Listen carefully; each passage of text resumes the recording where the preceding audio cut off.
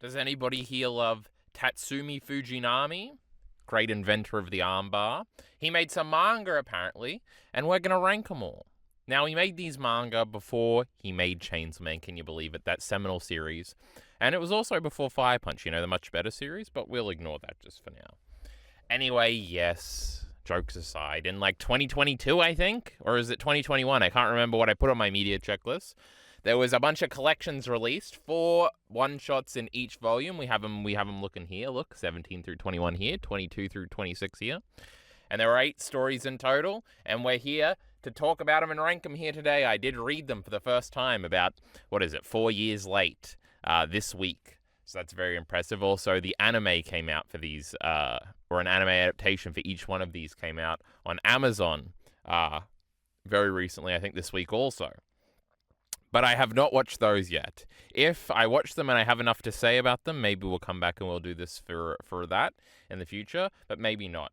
Because manga is way cooler. What am I going to watch, a fucking anime? Anime's for babies. Motion babies, as I like to say. Anyway, let's get into it. What's going to be number 8? We're doing 8 through 1. The best one is number 1, right? You understand how this works. Oh my god, it's very exciting. It's very exciting. It's very exciting. Oh my god, a couple clucking chickens were still kicking in the schoolyard. Can you believe it? What a title. Is the worst one? My goodness. There's no bad one-shots in this collection. They're all very nice. That's what I'm saying. Generally, that is true, by the way. I do think that. I don't think this one's bad or anything. I do think it's the least good. I think it is probably the least good by a wide margin. A couple clucking chickens still kicking in the schoolyard is about aliens. They took over the earth. Imagine that. But there's still some humans pretending to be chickens in a schoolyard, and they've got everybody fooled, or at least they think they do. But there's a few twists on that, and then it turns out one of the chickens was actually a monster all along. That's really crazy on God. But obviously it's a bit of a wacky story about aliens taking over and not being able to differentiate chickens from humans if they just wear these silly hats. Can you believe it? What a bunch of silly aliens. What a bunch of wacky scenarios we can get into here. I have, of course, taken notes on these things, I will say this is probably the weakest art of all of the one-shots. I'm assuming, and I don't know if this is confirmed or if this is just editorial input for the convenience of the concept of the idea of the omnibuses we're reading here, but I'm assuming this is the earliest one. I'm not necessarily sure, one of them, was it one he made every year? This was 17 and then 18 and then 19 and then 20? Hold on. It's 10 years, isn't it? When you read it out like that. So obviously that's not the case.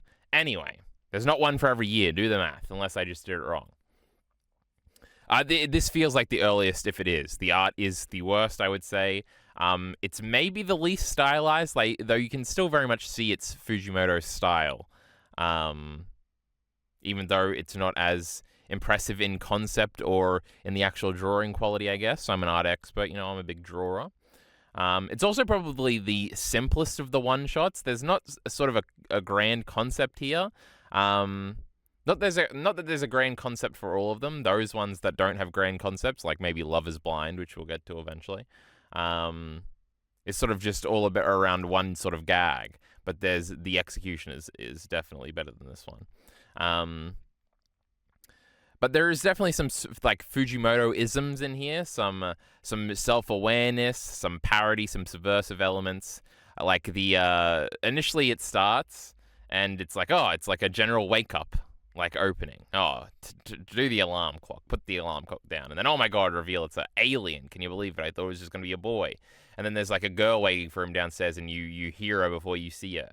And then she's a big hulking monster because she's a monster. And in monster society, maybe all the girls are big and all the guys are little. That's kind of some wacky stuff. And she's being very tsundere. She says, "It's not like I was waiting for you or anything." So that was cute. That's the most low-hanging fruit Fujimoto joke there is, but it's here. Hulking. Just the girl being a hulking monster is also sort of a Fujimoto wacky subversive little element. Things are never as they seem. Mermaids are never as they seem. I'm sure there's other examples I'm forgetting. Little girls, sometimes they're a little crazy. We'll get to that. Also, the beginning, the bread is in the fridge, and that lets you know that wacky monsters are in this, because why would they put bread in the fridge? That's crazy on God. But there is a fascinating element in this story where it's just like, why are the monsters that invaded the Earth, or the aliens I think they are, that invaded the Earth, just living like humans? And it's like, oh, they really liked human society, so they just continued doing it. But they're doing a bunch of little things wrong, like putting the bread in the fridge, and there's a few other elements. Like they don't eat chickens, and they think humans are disgusting because they ate chickens. But then a guy that was from a different planet comes down to settle on Earth, and he eats chickens. There's chickens in space, of course. Don't be ridiculous. Why would you even question that? There's a bunch of other elements like that too. That was all building up to something, but I forgot what it was. Me forgetting something? That would be impossible.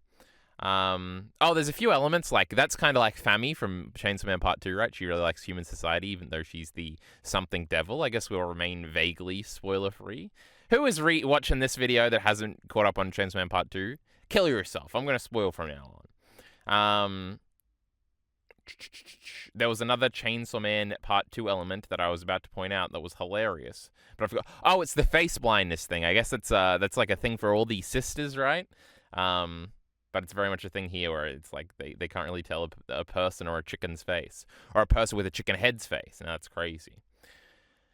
There's a lot of Fujimoto twists towards the end that are like the closest to it being less simple, like the reveal that this fella over here, the tall chicken in the suit, that's our alien.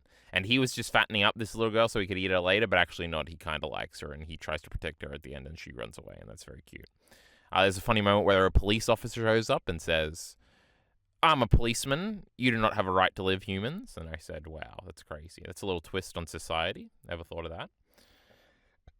And then another Fujimoto-ism is sort of the ending being like, oh, it's a happy ending. The girl got away, seemingly. But all of humans went extinct eventually. It's a very Fujimoto element to me. And then there's the nonsensical final line, where the whole final page is that, oh, it's over here. You know, you could read it. After that, Amy, made it to the safety. This is what you get every Chainsaw Man Part 2 reading, everybody. Made it safely to the mountain and managed to link up with the surviving humans. However, humans never stood a chance at defeating aliens. A short while later, they went extinct. I guess this isn't the exact last panel. For most of these things, I got the first and last panel. But the last panel in this one is half blank. And it's them doing a stupid, like, JoJo pose down. And JoJo's is lame, so I didn't want to use that one. But anyway, that sort of little... everybody fucking died anyway, of course. But, you know, we can be happy in this little moment. And after this, they go on to say, like, a human and an alien really could get along. And it's very tongue-in-cheek, like, haha, get it? And that was cute. Something that I've been saying on my stream a lot, which I'll repeat here, is that it's crazy that I've looked on the Amazon thing. Like, this short was made into, like, an 18-minute episode, and I have absolutely no idea how this wasn't a 5-minute short. So that'll be interesting to see. But outside of that, I don't have too much more to say about a couple clucking chickens still kicking in the schoolyard. It's not even a tongue twister in English, if that's what you're going for, Fujimoto. You're stupid. But on each of these in the manga, right at the end, there's always a little author's note where he'll reflect on the story a little bit. And these are some of the most interesting things in the book, I thought. So here we go. On a couple clucking chickens were still kicking in the schoolyard. He says, my start at college got delayed due to the 2011 Tohoku earthquake. I speak Japanese. So I drew this while I waited. It was my first experience drawing clean manga pages, and it was really time-consuming. I remember that I skipped the rough draft and jumped straight into the inking. I learned a lot from this piece. This is the least sort of, like, interesting, it's not only the least interesting story, it's also the least interesting little blurb here. These are going to get interesting, I'll tell you what. There's some crazy things will be said here. And also at the end of both editions of the volumes, he has, like, a little essay he writes that I have... open on my phone and I will read at the end probably, because those were interesting a little bit too. A little bit of an insight into Fujimoto 4 years after everybody else read him for the first time. But there we go. A couple clucking chickens still kicking in the schoolyard is the 8th best Fujimoto one-shot in this collection. Can you believe it? What is number 7 going to be? I'm very excited to find out. It's actually the second one. It's Sasaki Stop the Bullet. Now this one is really good. So we've gone from a good one to a very good one. We all like this one. This one is about a little classroom. There's a little classroom. I don't know. It's probably a high school or something. They might say middle school or something. I don't understand how these things work. In Australia, we don't have middle school. Basically, they're in school. This student is in love with his teacher. He thinks she's so hot and she's a god. And then a crazy guy breaks in and threatens to kill this teacher unless she has sex with him. Yuck! And the student is not very heartened by this. Now, it's not out of jealousy because he wants to have sex with a teacher. It's out of sort of this patriarchal protective, like, this goddess girl cannot have sex with this gross guy type protectionism. It's very cute. Or is it? Probably not, but it's cute. And then he sort of tries to convince him not to do it, and then he catches his bullet and then tricks him into thinking he's from the future. And the guy decides to turn himself in because he thinks after he gets out, he will become a successful guy or something. And he also, this intruder shooter guy also got rejected by the great teacher here once in college or something, and thought his life really fell apart after that and blamed her. So can you believe it? A lot of gender politics at the heart of this one. It also ends, as you can see over on the right-hand corner. I know my lefts and rights. It ends, the student wants to be an astronaut because he thinks his dad is up there. I forget the reason for that, but he ends up going to the moon or something, and he speculates on whether or not his teacher was a god. There's this whole thematic thing about common sense and how that's resolved and stuff like that. It's kind of interesting conceptually. But as for my professionally made notes down here, the woman of adoration never being angels in the Fujimoto verse, and I appreciate that. That is true. This teacher does seem a little suspect because, in a more generic manga or anime, you just love this girl and she's perfect. She's never done anything wrong, and she's being characterized mainly as a victim. So we don't want to give her flaws to make it more nuanced or anything like that. Not that she deserves to get shot. That's not what I'm saying here. Calm down. Don't put me in the firing line. It is a quirk that is always, all of Fujimoto's women are very fucked up, and that's cute. I like the lack of infantilizing women, even, good women we're portraying in a positive manner. Though I guess it's a little up to interpretation with how she sort of interacts and maybe fools her students and stuff like that. But anyway, she's pretty cool. I like this teacher. The idea of, the sexless patriarchal need to protect a lady's virginity is very easy. Now, it's kind of obvious in a lot of these one-shots, actually. There's, a boy or girl is in love but doesn't realize it trope. It is a bit of a Fujimotoism, where they're like, man, I'm feeling really warm right now, and my chest is pounding. What is this feeling? And I always go to say Sasuke. Sasaki, is that his name? We're going to pretend it is. Part of the joke is that he doesn't realize he's obviously in love with the teacher. Well, he does realize it, but it's a very sexless love, which is odd. But it does, I don't know, maybe you could read into it that it's not sexual or romantic or anything like that, but I definitely think it is. It's just I guess he's not mature enough to understand that and hasn't confronted the idea of sexuality yet. So he's and then when he is confronted in this creepy guy, who's come in and wants to have sex with a teacher, it's a very fascinating sort of clash of things, and portrayal of things. It's sort of this pure, almost not pure admiration that he has for his teacher. And a little aspect to this that I didn't even write down that I remember liking about this one is that the whole class is reacting to everything that's happening. There's always reaction shots of them, especially the girls when the guy wants to have sex with them. I'm pretty sure they just always scream gross or whatever, which is funny. That's a Fujimotoism too. That's what Asa says when Denji says he has to keep holding on because he wants to have tons of sex. Girls don't like the idea of sex in the abstract. Or maybe they like it in the abstract but not literal. And that was very cute and funny. So yeah, what a story. Theme of not knowing something unless you verify it yourself. The God thing starts as part of the exaggeration, like Sasaki has for the teacher. But it turns out to be something she said to him. It's kind of all about selfishness, huh? So let's break that fucking dot point down, huh? At the beginning, one of the things where Sasaki is oh man, this teacher's the best. Why is it that I always love going to our class, and my goodness, and why do I have such a crush on my teacher here? He throws in that, oh, she must be a goddess. That's why it's like this. And you're oh, what a silly guy. It's actually because you love her. Or you got a crush on her or whatever. But then that gets wrapped into the plot, and that's a very Fujimotoism there, where it's oh, this thing you thought was crazy because you thought this was a normal story, or a story set in a normal world, actually might not be. Now, in the end, in this one, there's no actual supernatural thing besides him catching the bullet. So it's interesting, where it's it keeps you on the line of is she actually a goddess and she's like hidden in plain sight, or is it just something she said to be supportive of his dream to go to the moon? We'll never know these things. My goodness, how ambiguous. The selfishness thing is sort of just them believing that everything is about them. It's kind of the same for all three of the characters, especially the potential shooter dude, where he's like, "Oh, it must be because she rejected me that my whole life fell apart," and this is like, and that's why, and he's like, "And so you did a bad thing, so you need to be punished, and that's why I'm going to shoot you right now." And then it's like, "Don't shoot her. What if she has sex? I'll do anything you want. Just don't hurt my students," she says. And then he says, "Even have sex with me?" Question mark, question mark. The characterization of the shooter is very interesting because it's not threatening. He's not super crazy where he's like spurging out or something. He is like kind of calmly crazy, and it is evident that in his head he has done the math of like this lady ruined my life. She was so mean to me. Of course, revenge needs to be had. And it is sort of the delusional misogynist angle of like, girl rejected me, must kill everybody, very sad. But it's handled very differently. Where it's like the first domino in his downfall of like dropping out of college and not getting a good job or something. I forget the exact details.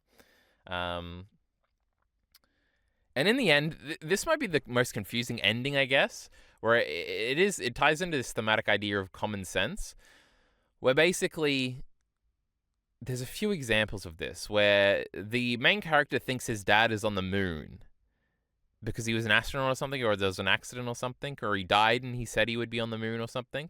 And like everybody laughs at him when he says this because it seems ridiculous. But like him and the teacher have the conversation where she claims to be a god. And she's like, "Oh, you think that's ridiculous too." But really, what people's reasoning is just their common sense and this common sense. But actually, it's about probability.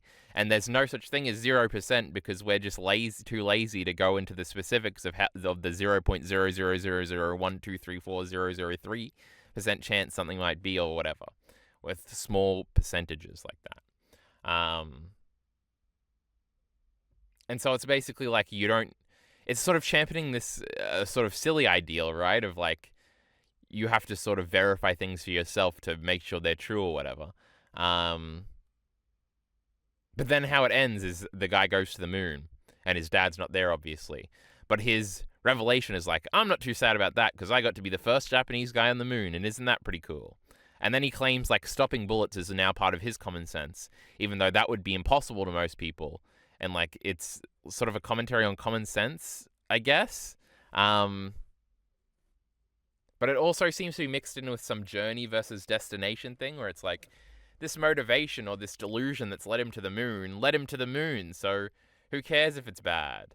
And it's like, I guess that kind of must be the thematic point, because he convinces the shooter to turn himself in because he says he's from the future. That's how he stopped the bullet. And he lies to him and says, "Yes, I've seen the future, and while you're in prison for like 10 years for this attempted murder charge you're going to get, you study every day, and then you get to go to university, and then you're super successful, and then you'll finally lose your virginity, and you'll have a family. And the fact that you're a virgin, your wife is going to love that," or something, he says. And it's like, oh, he convinced him. And now even this guy's got hope. He's rehabilitating him right here in the moment by a lie, just like the delusion that his father was on the moon. There's some sort of thematic resolution there, I'm guessing. But Sasuke stopped a bullet was the 7th best Fujimoto one-shot in this collection. Must have sucked then, you know. Number 6, Woke Up as a Girl Syndrome. My goodness gracious me. This one was pretty great too. We like this one a lot. Fujimoto and transness. Oh, hold on. Cut the cord. Cut the timestamps. I'm not doing fucking timestamps for this goddamn video. You've got a visual indicator on screen. Hover through the thing. But we forgot to read the author note here. This piece is my favorite one-shot in this collection. I like a character named Takechi from a manga called Suzuki Sensei, and I think that a sizable influence on Sasake, both inside and out. I remember weaving between drawing Earth as a meteor in the final scene. Because Earth is over here, right? Or is it a meteor coming to hit him? Is that some sort of implication at the end here that I've missed? I'm not certain. I did look up this manga, and it wasn't in English or anything, so I didn't really understand, or we really couldn't look up this one. So I guess this author note isn't too interesting either. But I guess the most interesting part is that it's Fujimoto's favorite out of this collection. Fujimoto has a tendency, I guess, outside of Chainsaw Man, to do sort of these weird endings. Fire Punch is very much like that. Goodbye Yuri is kind of like that too, I guess. So I could see him sort of being in love with that element, and that's why it's his favorite. It's also a very weird twist on a very basic setup of, like, guy wants to shoot teacher for breaking up with him, class intervenes and saves him. Like, this is a very, like, it's sort of just like a hostage situation dynamic when you expel it down to its most naked elements. And I think everything that goes into it is very Fujimotoized. The motivations, how it all concludes and stuff like that. So I guess I could see that. But anyway. Woke up as a girl syndrome. A guy wakes up. He's now a girl. He goes to the doctor. The doctor remarks, this is, of course, the famous I woke up as a girl syndrome. And there is no cure. And so this boy must now live as a girl. Will he become a girl? What is transness? These are all questions that are kind of answered, I guess. Not really the trans question. Fujimoto has written this and Togata, another trans character in Fire Punch. I think on the Weeb Central thing, where I got the images for this, even though I bought both of these in the physical version and read them that way, that's pretty cool. Reading physical manga is pretty cool, guys. I like it. I like it a lot. Can you believe, like, the double page spreads always line up, but it's also weird, and it's both the best and worst aspect of reading something physically. But that's a different discussion. What was I saying? Tagata transness. Oh, on the Weeb Central, which I just remembered has comment section, so I checked the comments for all of these. There wasn't much interesting down there, but one of them was just like, Fujimoto's obviously trans. And this is a sentiment I see a lot, because I think he had a quote at some point where it was something about gender that was weird. And I think it's just funny that people make that assumption. Whereas this is just sort of like a wacky, like, there's a reality where maybe that's true. There's also a reality where it's just a wacky setup for a story that he thought was cool. Because there's definitely a trans community reading of this that is very transphobic, I think. Where it's, where it consumes to gender roles, and obviously it sort of does that at the end, where it's like, after I turned into a woman, that's when I started acting like a man, and that's sort of a lip service, I guess. I guess it's not that transphobic because the guy does conclude in the end that he is a guy, but it does waver in the story, which would not be the most woke up, like a reading of how you should portray a trans story or whatever. And it is funny because the critiques of this is inherently from a Western lens. And obviously the Japanese engagement with gender is going to be very different. But then, that clashes with sort of general trans understandings in the Western world, where it is supposed to be at least a little bit empirical, I think. And so across cultures, it probably shouldn't shift that much, but it seems to, so my goodness. There was a conclusion there, but I forgot it. There's also some bi-ness, if we can talk about transness in this. Because basically the plot, which I guess I didn't explain too well, is the guy that wakes up as a girl has a girlfriend and they don't know how exactly to react to this. And then he gets bullied at school a little bit and kind of nearly raped at school. And like her brother comes in and saves him. And then he seems to develop a crush on the brother and seems to think, oh, it's because I'm a girl now I want to fuck this guy. But then in the end, the conclusion is that, no, I am a guy or whatever. So it's like, it seems like instead of that being a commentary on transness, it's like a commentary on bi-ness. Is that, like, if a cool guy comes and saves you, maybe you can be a little bit bi sometimes. But anyway, who cares about the politics of it? It was a cute little story, and I like the dynamic between the main couple. I guess that's the note I have down here. Very supportive girlfriend, despite this being a very wimpy, bullied dude. It is funny. She stands by him very much throughout this whole manga and doesn't want to leave him.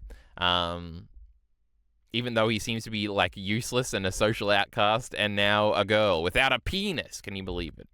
My goodness. This sort of plays into at school, so he shows up and he's a girl now. And obviously all the guys say that, like, obviously you should let us all fuck you because that's what guy friends would do. And it is funny because this is something like guys say a lot where it's like, if I was a girl, man, I would let all the homies smash. And then it's like confronted with this scenario and sort of the guys immediately assuming this is going to happen. And like they're trying to choose a location for it to happen without the guy's consent at all. It's like a very creepy moment. And it's sort of a very realistic depiction of that sort of like a joke that people tell, and it's like, man, it's kind of fucked up. But a lot of this deals with, it is an odd portrayal of sexuality too. I'm forgetting the details exactly. But like immediately when the guys find this out, they're like, wow, is he really going to get to like change with the girls? And they're like, wow, that's crazy. And that's like not fair and sick. And then obviously they all want to have sex with him. And then even later, like the couple is trying to, well, the girlfriend is trying to like kind of forcibly get them to have sex. And the guy doesn't really want to, but he's like taking his clothes off. And the brother that just saved him walked in and sees his like ass poking out. Another Fujimotoism is big asses, apparently. You've seen those Yoru shots. And he has like an anime nosebleed out of nowhere. And it was like, oh, like the confronting sexuality of this is a very interesting sort of touch to this story.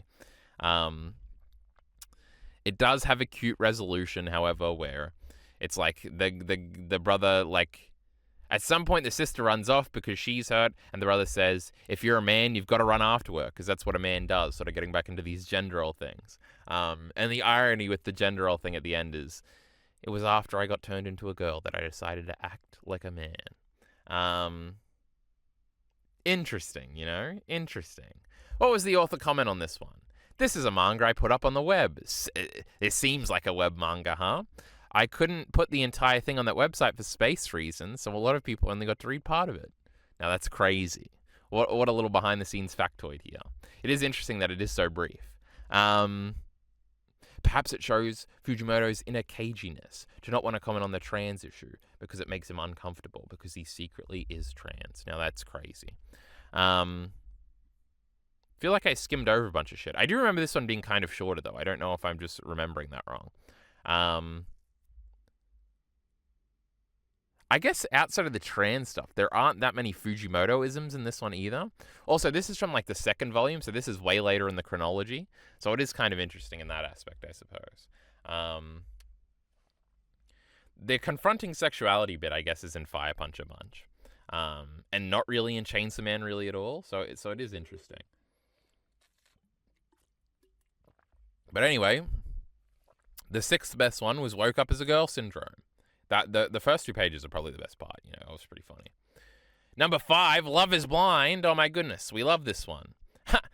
Love this one? That's what it says in the title. Love is Blind is about this guy over here trying to confess to that girl over there, and he keeps like cowering out in each situation, and he builds up to it, but he will not let that his own cowardice and the many interruptions that interrupt him from confessing his feelings, including getting mugged, including a teacher telling him he has to stay behind, and including an alien invasion, my goodness, deter him from his determined stare to ask out the girl. And in the end, he does that, and she says yes, and they hold hands, and they walk off into the sunset. It's very cute. As we said before, this one is kind of based off one specific gag, and that gag is pretty funny. It's taken to the extreme. Must confess love. Sorry, we got to destroy the Earth now. This is true. Probably the funniest part is when suddenly, out of nowhere, there is an alien invasion behind them, and the alien shows up, and he says, sorry guys, we got to destroy the Earth, you know, we want to build a highway through here, and you know, Earth isn't very advanced, so you guys can't have much of an issue with it, right? And he's like, but I thought I should just come down here and hear any objections you would have to your own demise. So he was a very cordial, little considerate alien. He was very big, actually. And he gets told, not right now, brother. I'm very determined to do this thing right now. And he gets stared, and he puts his hands up, and he says, my bad, bro. And then it actually happens. And then he goes back up, and he's got a little cute wife alien, and he's like, what happened, honey? And he says, trust me, it was not the right time to blow up Earth right now. There was a confession going on. All that was very funny. We liked that a lot. This is also played on a few times. I think it is in one of the ones we haven't talked about yet. But and Fujimoto is a little obsessed with this. And it is that old Devilman food chain monologue. There's a monologue in Devilman that's really dumb about the food chain and about how demons are the same as humans because humans eat animals or whatever. And it's kind of like the first thing you ever think of when you're like vaguely becoming, I don't know, a philosophical thinking being when you're like 12 years old, or you're like, it really isn't bad if somebody decided to eat us because we eat animals. And that's not really cool. So, we kind of deserve it or something like that. And it's in so many manga. It's like hilariously stupid and like not very well thought out. And the fact that it's in like a bunch of Fujimoto things is very funny. It's never as bad as that Devilman monologue, but it is funny and cute where he's like, you guys aren't advanced, so, you're like dogs to us, so we'll just kill you. It's like, man, wow, think about that. Can you believe that? But it's never with a truly vegan message, which is always interesting. It's never like, maybe we should stop eating the animals then. So then we wouldn't be hypocrites if aliens showed up. It's just like, man, I guess we just got to accept our fate. Except our man didn't. He told him to get lost, and he had to confess his love. But anyway, it's all in the little details that make these Fujimoto silly nonsense one-shots work. The little alien going up and having a conversation with his wife. That was a great touch. But yeah, there's really not too much to say about this one. Both of the main characters are very likable. Even if the guy is an archetype sometimes I don't like. I guess the added detail of him like realizing how cowardly he is, even though he seems like a very confident, screamy, like in charge, on top of things type of dude, where he's like, man, I didn't realize I was such a coward when it came to love. How sad. And they sort of have this demeanor where they can kind of get away with this, the idea of them walking home being platonic, even though they both understand that it's not, until he actually says it. That's all cute. And the girl is cute too. The fact that she's like trying to help him along in certain situations, but she's also shocked whenever he says something nice about her. Her reaction to that is very cute and endearing. And then at the end when he's like, I shouldn't be so bullheaded. A lot of things happened today that deserved my attention, but I was blind to them because of love. Get it? That's why the title's it. And she's like, actually, we like that you're retarded. That's like your whole charm. And they're like, oh, and then they hold hands and they drink. Also, he thinks it's like his lucky day because he gets a free soda at the end. That was pretty funny. Even though the aliens nearly came down. But what did Fujimoto have to say about The Great Love is Blind, you might ask? Oh, I'll read it out loud. This piece came about because Jump SQ. What do you think SQ is? Let me think. Shonen Quarterly. That's not what it is. Jump something editorial told me that I take 31 pages to do what can be accomplished in 16, and that I should use fewer pages. Come to think of it, even now, all my manga take 31 pages to do what could be depicted in 16 pages. That's such like a high school, like, English teacher criticism, huh? It's like, stop wasting time. It's all about brevity here. So it's funny that the Jump editorial staff thinks the same way. And I guess this one was kind of brief. I guess maybe Fujimoto in his younger years might have fleshed out some of those elements that don't really need fleshing out for the core gag. But obviously, Fujimoto likes to take up space and pages a lot with repeated things and stuff like that. So it seems like this, the brevity thing really never got to him, Except for some of those Chainsaw Man Part 2 chapters. They seem pretty fucking brief, huh? 20-second reads? My goodness. Anyway, The Great Love is Blind was number 5 on our great ranking. What will number 4 be? We're getting into the high numbers now. Oh my goodness, this is so exciting. We got Shikaku. Shikaku is about this assassin girl named Shikaku. And she gets hired to kill this guy. And this guy is the one that hired her. Can you believe it? And she's like, okay. And then she like stabs him in the head, but he doesn't die. And then she blows his head off with a shotgun and he doesn't die. And it's revealed that he's a vampire that's lived thousands of years or something. Actually, it might be like 800 years. And he's really bored, so he wants to die, but she can't get him to die. But right as he says, you're disappointing, get lost, I thought you were the world's best assassin, Shikaku, you cute little girl. She says something about something, and it makes him relate to her, and he says, wow, you're just like me. And then she goes home and she thinks about that, and she realizes she's in love with him. Well, actually, she doesn't.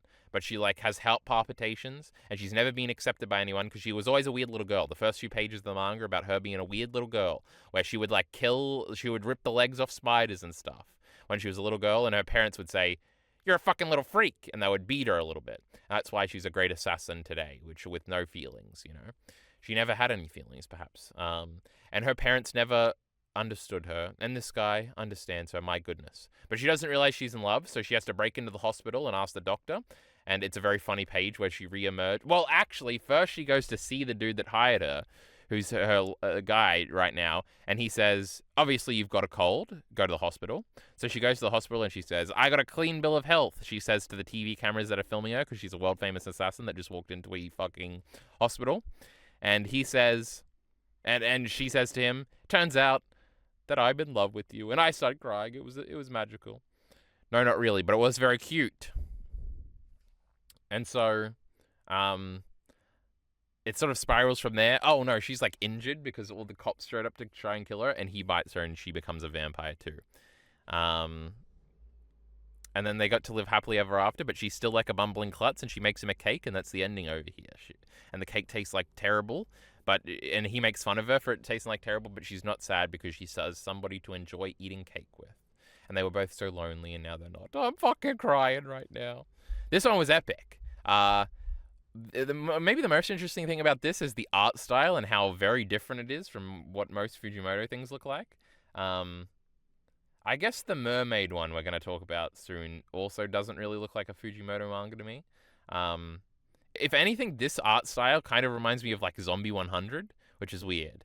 I know it's like the added outlines, maybe. I don't know. I don't know anything about art, as we've established. My notes here. It's like a love story from the girl's POV. It's cute. Her chest hurts so much. It's a cold, go to the hospital. Turns out I'm in love with you. You must feel great knowing somebody as cute as me is in love with you, she says to the TV cameras. That was great.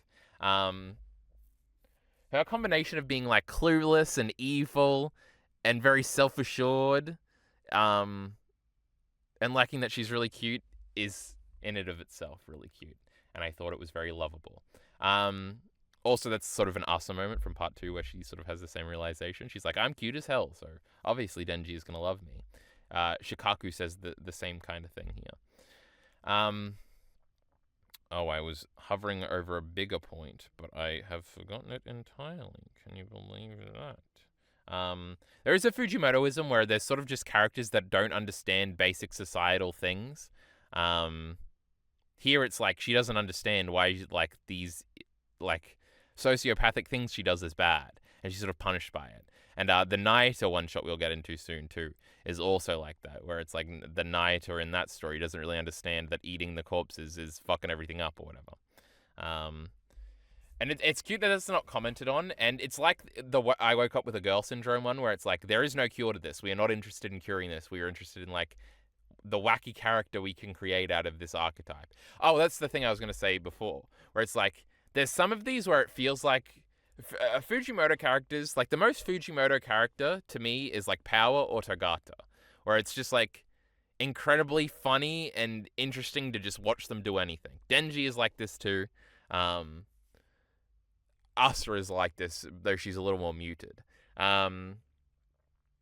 Where it's just like a wacky character that interacts with everything around her in a funny way. And there's a lot of outright personality. It's really good. Hold on, let's go through the ones we've seen so far. The guy and the girl from this are kind of like that. They're Fujimoto characters that are very out there. I Woke Up as a Girl Syndrome, not really. They're a bit more muted. The Sasaki Bullet one, not really. It's a little more muted again, and Clucking Chickens is a little more muted, even more than those ones. We'll get into ones as we continue, but there's one obviously standout one that feels a lot like Fujimoto characters that are very fun and interesting to just watch or read do anything. It's great. Twisted Sense of Morality, yes, we already covered all my notes here. So what did the great author have to say about Shikaku? Now, we've sort of gone back because this is the 4th story and it's number 4. Can you believe it? But I think that's all of the ones from the first volume now. So, my goodness, Fujimoto must have gotten better as he progressed, huh? I drew the rough draft for this one-shot when I had a temperature of 102 Fahrenheit and wondered what kind of manga I'd come up with in my feverish state. I drafted another experimental piece when I had gastroencephalus. But that one wasn't as good and never got approved by my editor. Can you believe it? These fucking editors getting in the way of this stuff. But it's cute, the backstory thing. If you write something with a fever, sometimes you have fever dreams. They're a little crazy. I had a migraine last night. I had to take some pills and go to sleep. I had some crazy fucking dreams. And so that's cool. I like that. That's cute. Fujimoto, how does he come up with all his wacky, groundbreaking ideas? He had a fever one time. Can you believe it? Anyway, we're into the top 3 now. My goodness. What is gonna land where? Da-da-da-da. It's Sisters. The more I think about this one, the more I might change its ordering and put it higher, as in better, which is actually lower. But you usually say higher when you're talking about lists. I like this one a whole hell of a lot. This is the last one in the last collection, which implies that it's the most recent of these one-shots, and it kind of does feel like that. This does feel like, it feels more like Chainsaw Man. It looks kind of like Fire Punch in a bunch of scenarios. There's a lot of shading in shadows that it's like, oh, this is a very Fire Punch-looking page right here. But also the characters are getting to a point. When I was referencing characters that really feel like Fujimoto characters, the older sister in this is like the biggest example of this, where she feels like kind of a mix of Asa and the main girl from Look Back. Now, obviously, this one shot is very Look Back-esque, where it's sort of like the older sister and the younger sister is better than her at most things, and they both have a shared passion, and they learn to do that shared passion together, and there's a bit of a rivalry, etc., etc. But they do love each other in the end. Though this is better than Look Back because we don't have any of that fake drama bullshit about people dying. And this one is just a very slice-of-life little scenario, which is interesting. I did like in a lot of these the lack of a plot, I guess. I feel like I would really like a Fujimoto manga where there's no, like, fights. Obviously, I hate fights. But no, like, large world-ending tensions, like in Fire Punch or Chainsaw Man, or even Look Back. Or even Goodbye Yuri has, like, all the sad shit in it. It's just like, fuck off. Though we like Goodbye Yuri, yeah.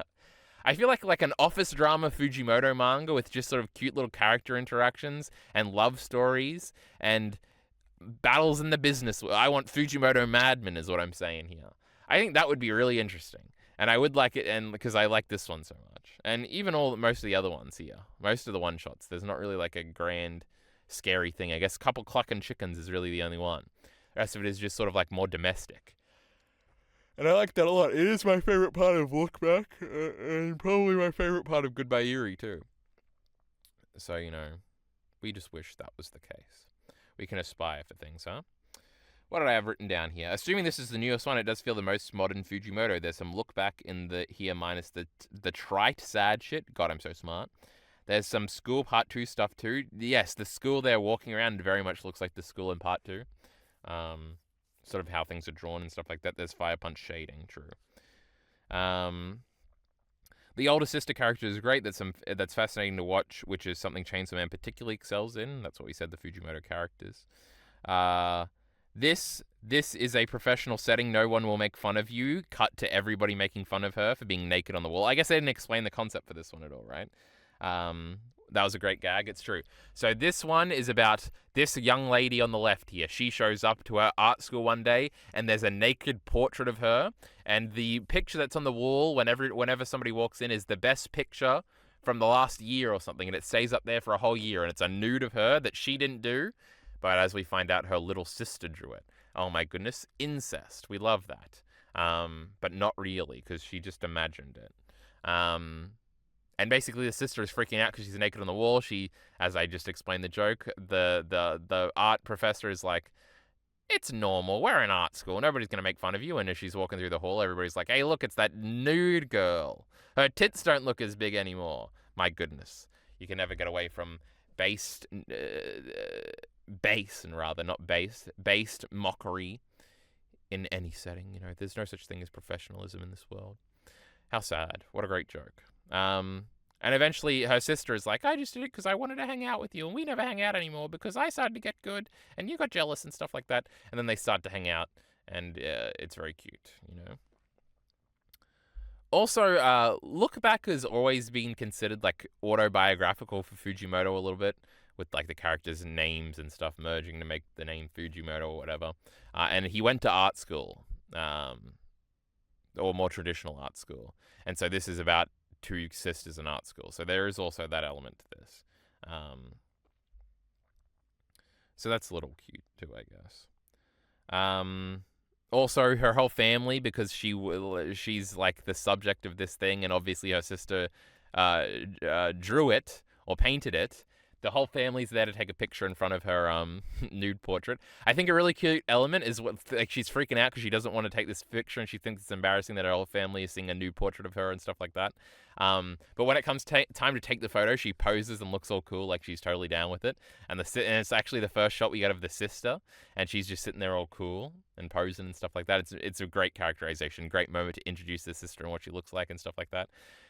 After that, the older sister starts to like, I will get this bitch back. And she decides to try and do a portrait of her naked and win the contest and have her on the whole year after. She even has a scene where she makes her strip so she can sketch her. But then the resolution is, in the end, is that instead of doing that, she actually paints herself nude and says, this is how you actually do it. And says, my boobs aren't like that, and I would never pose sexually like that. I would pose like this. And it was a uglier pose, but she looked like domineering or something. It was very cute. There is a lot of like identity stuff going on here, and sort of like perception, art versus artist, and art being created through a lens, or the portrait of a lady on fire stuff, you know, where it's like who is drawing the more honest portrait of the being naked? Is it the person? Is it the being themselves who might want to bolden things up, or is it the sister who has a more objective lens, I guess? But actually, is her lens more objective because she looks up to her big sister a lot and loves her, so she made her boobs bigger and she made her more confident sexually and stuff like that. It's an interesting sort of commentary on the bias that both of them have for the one subject, which is one of them. My goodness. That was all interesting. I'll teach you what it means to get humiliated. That panel was very funny. And then eventually the older sister moves away for something to do some art thing, and the younger sister follows her, and they end up living together. It's very cute. What does the panel say over here? 1 year after I started working, I somehow wound up living with my little sister.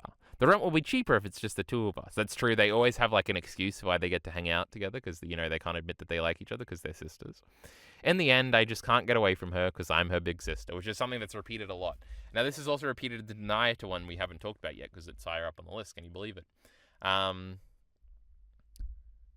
There's some sibling iteration in a lot of this stuff. And obviously this is in part 2, but it's kind of completely different in part 2 because Denji kind of starts ignoring and not loving Naito as much. Maybe it's because they're fake brother and sister. Who knows? But in both these stories, it's like, I'm her big sister. She always follows me around. She loves me. And then in the Naito story, it's like, I'm her older brother, so of course I love her no matter what she does to fuck up my life. That's an interesting Fujimotoism. I don't really have a conclusion for that.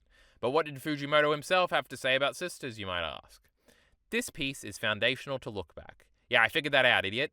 Considering it beginning with a color page with nudity, which wasn't a color page, so my goodness, I'm grateful for Jump SQ editorial for publishing it. True, it is a little crazy. There's like pubic hair and stuff in it. My goodness. Oh my god, I didn't even do a big build-up. But Mermaid Rhapsody is number 2. Can you believe it? That means number 1 is that Naito one. Spoiler. Mermaid Rhapsody is a cool manga. In some ways it feels maybe the least Fujimoto out of all of them a little bit. But it's interesting. Mermaid Rhapsody is about this boy who goes to the ocean, and there's a piano at the bottom of the ocean. There's also a bunch of houses down there because a bunch of mermaids live down there. He plays the piano, but no mermaids come to see him. But actually, he spots a mermaid listening to him. It turns out she was listening to him the whole time he was playing. And because he always used to play until he drowned. But he can stay under there for a little bit longer than a normal boy because he's part mermaid because his mum was a mermaid. Anyway, he falls in love with this pretty mermaid that was listening to him. And they have some back and forth. And at some point, they get attacked by a shark. And the shark draws blood from the boy, which makes the mermaid. Mermaids are all evil, obviously. Duh. That's a joke in the manga. You know, I'm being funny right now. And when she sniffs the blood, like, she attacks the boy too because she can't help herself because she's a mermaid. Duh. And so there's a little wedge between them, but then he ends up going back to her and they make up, and my goodness, he plays piano, and it's very sweet. It's a cute little love story. Of course I like this one. Oh, my first note here is, isn't this a sweet little depiction of Isidro and Isma? I love I love Isidro and Isma. We love Berserk here, so it did remind me of that a little bit. I wonder if it was inspired by that a little bit, especially since it's a little boy and a little girl. I've got a weakness for cute love stories. It's okay if ladies are scary as long as they're cute. I wouldn't mind if they ate me, is what both the father and the son say, because they were both in love with mermaids. I think that was Isma's dad's backstory, right? She was part mermaid. This is just a Berserk reference. This whole fucking thing. That literally is true. That's cute. But yes, there's a Fujimotoism about dangerous women or whatever, and still being in love with them. It's cute, and it's very I guess it's kind of the opposite, because it's kind of usually that would be like the woman's perspective, right? Guys are dangerous, but you love them anyway or something. So it is a funny little inversion, and it's what the little boy keeps coming back to, even though she bit his ear off or whatever. This probably has the best art. It has the best double page spread, which is like all the mermaids listening to him play the piano, and like a school of fish goes by, and it's sort of like a framing device for the scene. It's like the most detailed. It doesn't look very Fujimoto at all either. It's very interesting, and it's probably the best piece of art in any of these stories. It's very good. True. I guess all the individual art is also really, really good in this one. Underwater scenery and stuff like that. It's very pretty. I'm running out of my notes here. My goodness. This is like easily the longest one, I think. So it's interesting that I don't have that much to say about them. I will say there are certain ones. I guess Sisters. There's some where they're like gags, and then there's others that are like stories. Like Sisters is a story. Mermaid Rhapsody is a story. Shikaku is kind of just a gag. Love is Blind is entirely just a gag. Woke Up as a Girl Syndrome has a bit of a story. This one definitely has a bit of a story, and this one has a bit of a story. But there are gag ones, and this is very much a story one. It's probably the most story one there is. I don't know. I think it's cool. There's a really cute moment where the mermaid girl, the main mermaid girl, like the first time all her friends are around to also hear him play piano, they're all in awe of him too, and she has sort of this moment where it's like, wow, like they all experience the same thing I experienced, and it almost makes her not feel as special, but it's also like a unifying, making her feel like a part of a bigger whole sort of thing, and it's very like bittersweet, and it's a cute little like philosophical realization for her, I guess. But they were in love, damn it, so it was really cute. What did the great Tatsumi Fujimoto have to say about Mermaid Rhapsody? He says, Jump SQ editorial told me something like, Tatsumi Fujinami, Tatsuki Fujimoto, can't write a normal story, so I created this to prove them wrong. Looking at it now, it's still a normal story. It's not that normal, but it is like the most normal Fujimoto story, I suppose. So I guess this one makes sense. I guess this connected with what's going to be said at the end of the next one is kind of contradictory and kind of weird. But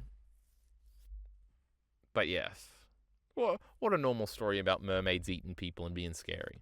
I guess that is the main Fujimoto twist on this, is that like everybody like, it's the thing where something is very different to normal life, but all the characters reiterate how obvious like the thing is. It's a very great joke. Like, obviously mermaids are the scariest creature to ever exist. Duh. What's another example of this in these one-shots? I know there is other ones. Like, obviously humans are bad or whatever in the clucking chicken one. Duh. There's other examples. I just can't think about it. My memory not so good, especially when we're on the fly with this. But what is number one? Oh my goodness, did I spoil it before? It's the Naito one.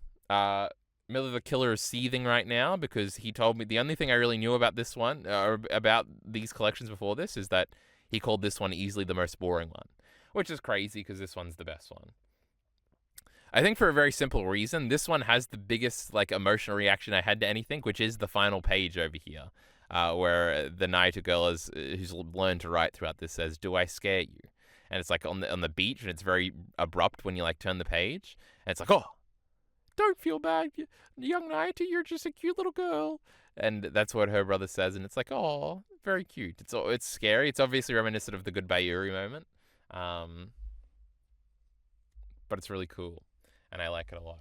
Obviously, Naito of the Prophecy, like Naito from Chainsaw Man Part 2 and the last chapter of Chainsaw Man Part 1, I know that girl. She's still alive. So it is cute. There's a little bit of inspiration, I guess, but not really. She's a little sister. That's similar. All the little sign moments in this where she writes something down and can communicate is a great little emotional moment. Not just this last one. There's other ones where she's like apologizing and other ones like that.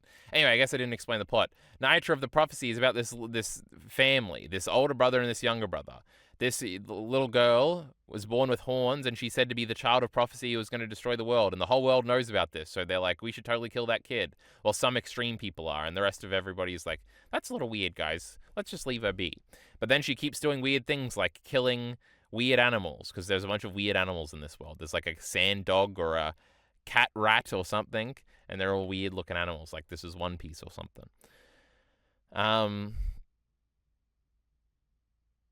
And basically it's a tension of her escalating and the things she's doing to disrupt society, and the brother having to apologize and cover for her constantly, and her doing things that she doesn't understand or like bad, like killing a bunch of animals and stuff like that.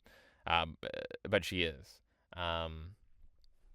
And she can't communicate. I guess that's the biggest thing. Whenever she speaks, she just says like horrible things. She just like, she'll say murder, bombing, death. That's how she communicates. And it's very cute sometimes where she's clearly trying to communicate an emotion. Like there's one part where he comes back and he got all beat up by the people who are mad that Naito is ruining things.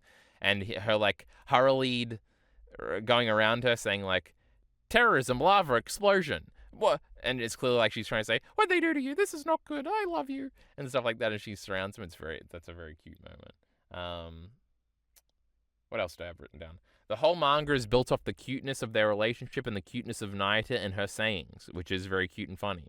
The brother's thoughtless devotion to her, even though she is ruining his life, is in a way very interesting. She goes to return the favor by attacking the world that's mean to him. Smack on the head fixes everything. So this is how it develops. Like, he's covering for her constantly, and then she realizes like these guys beat her up. So it's like a self-fulfilling prophecy where she goes outside because she can summon like these swords out of nowhere, and she summons a bunch of swords over the skyline of the city they live in, and she's about to rain them all down and kill everybody or whatever. And basically the brother runs after her and tells her to stop, and he's always like, whenever she does something bad, he's like, no, Naito, don't eat the dog. No, Naito, stop killing that guy's pets. No, Naito, don't blow up the whole world. But this time he gets serious, and he smacks her on the head. And it's a very cute panel where he smacks her on the head. And then she starts crying, and he picks her up as she's crying and she's mad, and carries her off and says, she'll never do this again, because I've now disciplined her. A little bit of domestic violence fixes everything, apparently Fujimoto thinks. It's disgraceful. Sometimes you just got to hit a kid, though, you know? Especially your kid. Or your kid's sister. My goodness. Of course, also, we've got the Patton and Kyle Entertainment recontextualization going on here, where basically it's revealed towards the end, because throughout, the brother always gives like his dinner to Naito because she needs to eat because she's a growing girl, and obviously he's a very selfless boy. And the recontextualization is she was killing all these animals and sort of throwing the corpses at him, which seemed really rude. I'm like, man, this guy's got a hard life with this mean sister who ruins his life and then throws things at him and only says weird words and can't communicate. But it turns out she was killing all these things and all the cows and stuff and throwing them at him because she was like, you got to eat too. Aww, that's so cute. And then at the end, she says, do I scare you? And because she's constantly reading too, and she was reading to learn how to write so she could communicate with him. And at some point she says, I'm sorry, and she says, I'm sorry that I eat so much. It's like, oh, don't apologize, Naito, we love you. And then she says, do I scare you? And then he says, no, Naito, I love you. And oh, it's just the cutest moment. I'm crying right now.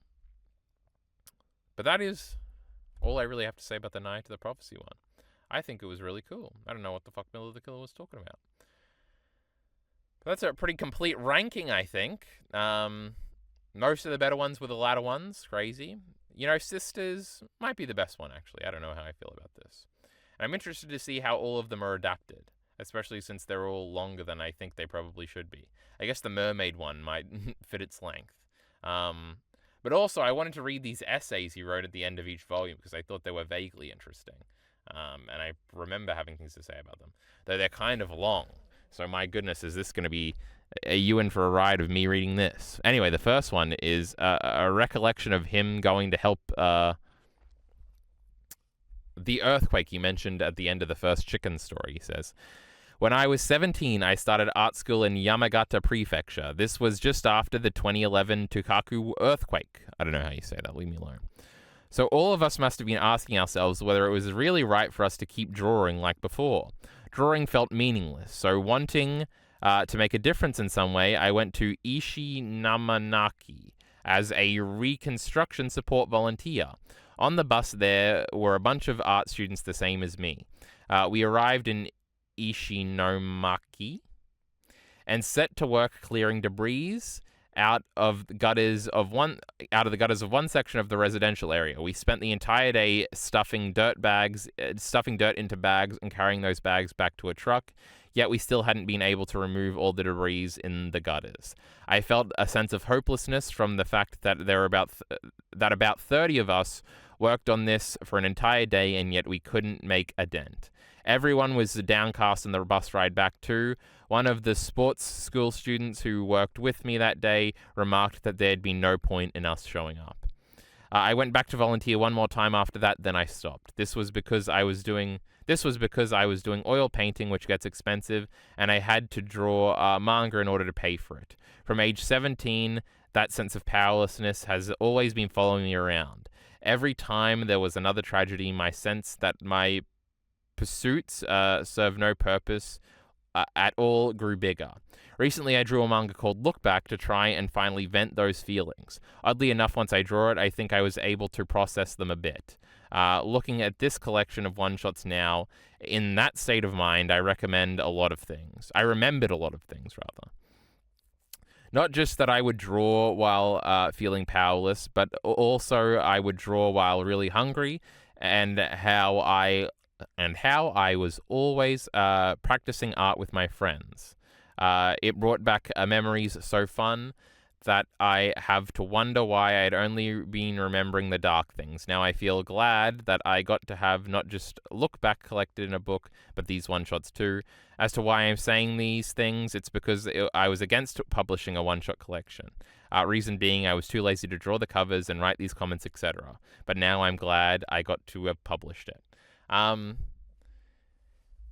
Learning more about Fujimoto is weird to me, where I feel like he's never going to live up to the idea of sort of like the genius I have in my head.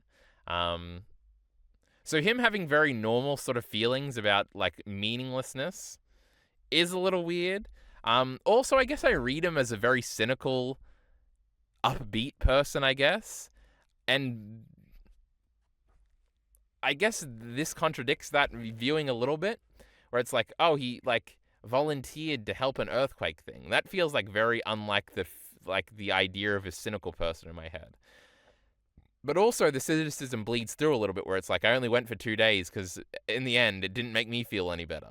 And it's like, oh. And even like the sports guy, he talks about how he says, we may as well not have gone, which is clearly not true. Like, somebody has to do that work. It is an interesting reflection on sort of the selfishness I see in a lot of Fujimoto characters, which is going to be a big part of my upcoming Denji video, I guess, where it's like, did we really go to help, or did we really go to feel better about our lack of being able to do anything about a natural disaster? And I think that's a very interesting dynamic. Also, I guess it's sort of remembering things is sort of another sort of thing that comes up in that. Like, I could only remember the dark times until I really thought about how far I've come or whatever. And now I could think about the good times. And so making these one-shot collections sort of helped me in that way. It's also interesting that I think the headcanon, I don't think any of this has ever been confirmed, is that like Fujimoto had a friend that died in the Kyoani thing. This leads me to believe that's not true at all. It was just sort of a thing he saw on TV and felt affected him a little bit, so he wrote about it. Because I see a lot of like praise for Look Back, where it's like, man, you can tell how evident the grief is in this or whatever because this must have happened to Fujimoto or something. And it is that very autobiographical reading, which I've never really bought too much. And so I like that kind of throws a wrench in that a little bit.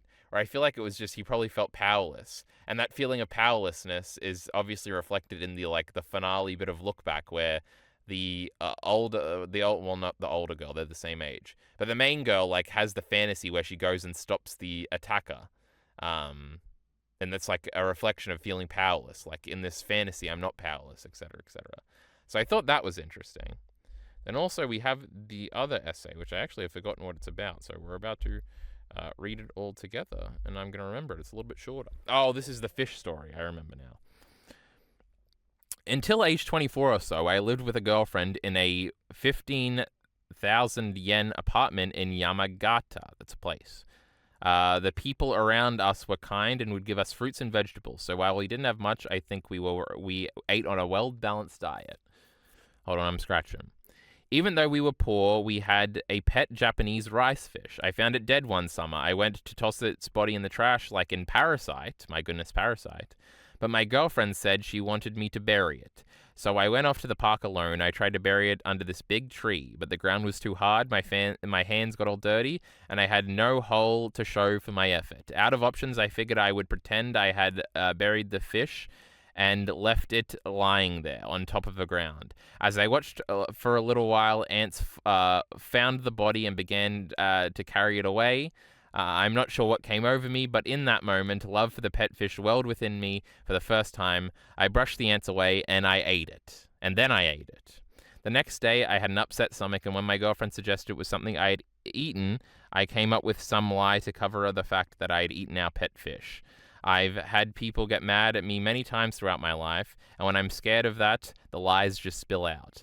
Most of the time, I get caught in them, but that time I didn't. That brings us to now. The memory of lying to my girlfriend is far stronger than the guilt of eating our pet fish. Please allow me to confess my sin here. This is funny. This is like a story that gets repeated over Fujimoto, about Fujimoto a lot. I think the most interesting thing is that at 24, he was living alone with a girlfriend, which is interesting to me. I guess I just think of all mangaka and all anime people as like, they're either married or they're like sexless virgins. So for him to have sort of like a normal scenario is like interesting to me for whatever reason. It is funny that that is what I took from that story, but I've heard that story a million times. It's sort of like there's a lot of lying in Fujimoto things. There's also a lot of like contradictory emotions, and I've always wondered how sort of conscious he is of writing that in. It's very similar to how The Sopranos is written, is how Fujimoto writes, I think, where it's sort of like this cynical comedy aspect to it, which is very evident in The Sopranos, and in like things like Chainsaw Man, most directly.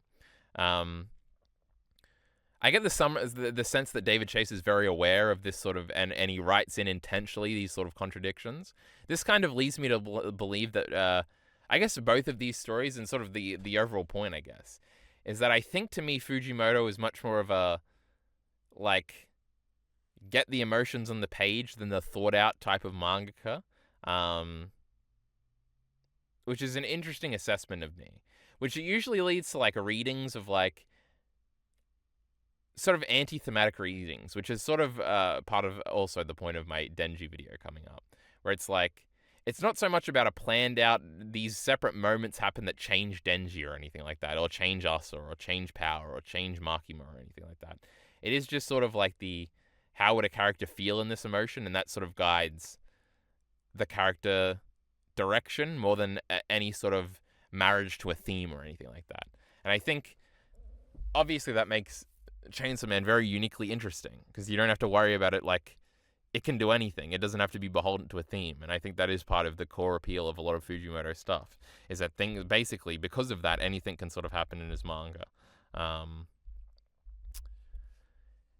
And that's interesting. And I guess that's borne out in his little fish example, where he probably didn't care about the fish that much. The girlfriend really cared about the fish, but then suddenly he did care about the fish when the ants were taking it away.